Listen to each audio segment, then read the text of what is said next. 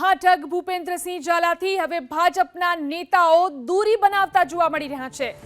મહાઠગ ભૂપેન્દ્રસિંહ ઝાલાથી હવે ભાજપના નેતાઓ દૂરી બનાવતા જોવા મળી રહ્યા છે। મહાઠગ ભૂપેન્દ્રસિંહ ઝાલાને લઈ અને ભાજપે હવે હાથ અદ્ધર કર્યા છે।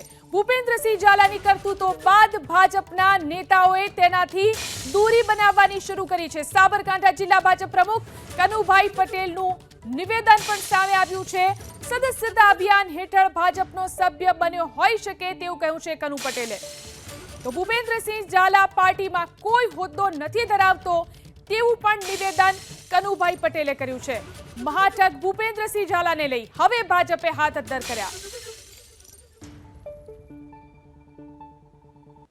ભારતીય જનતા પાર્ટીની પ્રણાલી પ્રમાણે ભારતીય જનતા પાર્ટીનો પ્રાથમિક સદસ્ય એ આ ભારત દેશમાં વસતો કોઈપણ નાગરિક એ ભારતીય જનતા પાર્ટીનો પ્રાથમિક સદસ્ય બની શકે છે।